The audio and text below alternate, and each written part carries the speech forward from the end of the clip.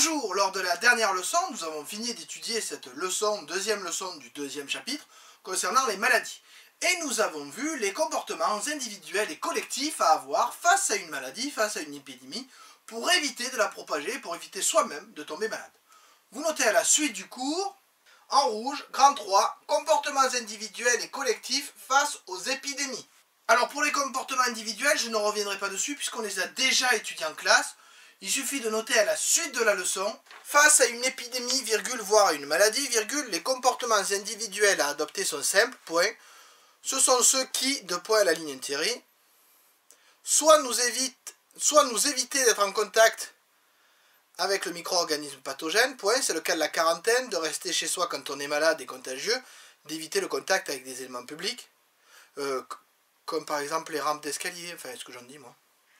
À la ligne intégrée, soit nous éviter d'être contaminés par un micro-organisme pathogène, point, c'est le cas quand on se lave les mains, virgule, qu'on désinfecte une plaie.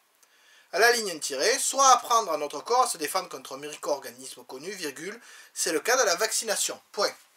Alors, lors du dernier cours, vous avez été amené, maintenant c'est habituel en SVT, à chercher les comportements collectifs qui peuvent éviter et réagir, nous permettre de réagir face aux épidémies.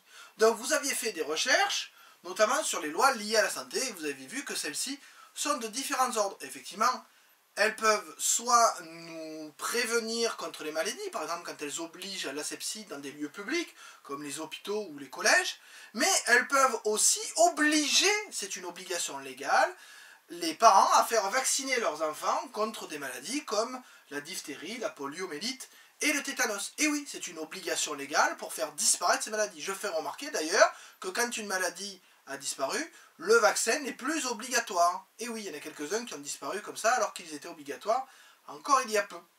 Donc vous pouvez noter à la suite du cours, pour diminuer le nombre d'épidémies dans la population, certaines mesures sont obligatoires de par la loi. Point. On peut citer parmi ces nombreuses mesures, de point à la ligne tirée, la vaccination de l'enfance contre 3 maladies, diphtérie, tétanos et poliomyélite, DTP, l'obligation d'asepsie dans les lieux accueillants du public, virgule à la ligne tirée, le remboursement, total ou partiel, des frais médicaux. Mais vous allez me dire, les frais médicaux, sans remboursement, ça ne participe pas à la prévention des épidémies? Si, parce qu'en fait, si vous remboursez les gens, ils n'hésiteront pas à se faire soigner, alors que certains, qui pourront peut-être avoir des revenus modestes, hésiteront à se faire soigner, alors que là, dans le cadre d'un remboursement, ils se feront soigner. S'ils sont mieux soignés, ils vont donc propager moins de maladies, seront moins contagieux, et donc, pour la population globale, c'est bénéfique. Donc vous voyez que ça a été réfléchi quand même. D'ailleurs, vous avez sûrement remarqué, et vous en souvenez pour certains, que cette loi santé ne s'occupait pas que des maladies infectieuses.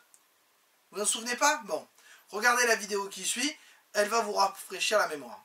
Bonne vidéo!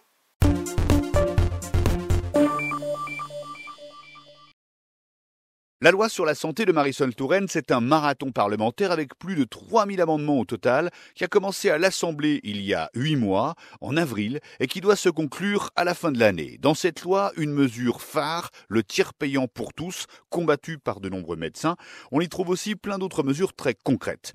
Le tiers payant généralisé est là pour que l'ensemble des Français n'aient plus à avancer les frais lors d'une consultation chez le médecin. Cette mesure ne concerne actuellement que certaines catégories. Avec sa généralisation, on arriverait à un système qui s'apparente à ce qu'on connaît chez le pharmacien quand on ne débourse pas d'argent pour les médicaments avec sa carte vitale et sa carte mutuelle. Les médecins ne sont pas d'accord. Leur principale crainte, c'est de passer des heures sur des tâches administratives, la paperasse. Ils ont fait plusieurs fois la grève contre la mesure. Marisol Touraine répond que c'est une mesure de justice sociale et 7 Français sur 10 y sont favorables selon un sondage Odoxa. Le tiers payant pour tous sera mis en place de manière progressive d'ici fin 2017. Autre mesure très visible dans la loi santé, le paquet de cigarettes neutres pour lutter contre le tabagisme chez les jeunes, notamment en rendant les paquets de cigarettes les plus repoussants possibles. Là, ce sont les buralistes qui ne sont pas d'accord, mais la mesure entrera en vigueur au printemps prochain. Par ailleurs, cette loi prévoit une mesure qui résonne particulièrement après les affaires du Mediator et les prothèses PIP. C'est la possibilité de lancer des actions de groupe dans le domaine de la santé pour que les consommateurs lésés puissent attaquer ensemble ensemble en justice une entreprise ou une institution afin d'obtenir une indemnisation. Également dans la loi, la mise en place d'un numéro de téléphone unique pour appeler un médecin la nuit ou le week-end. À noter aussi qu'un amendement à la loi prévoit de simplifier les dons d'organes. Le ministère de la Santé vise l'adoption de la loi d'ici la fin de l'année. Elle doit être votée en deuxième lecture à l'Assemblée début décembre, puis au Sénat, avec un retour à l'Assemblée qui tranchera. Rappelons que le projet de loi avait été présenté en Conseil des ministres en octobre 2014.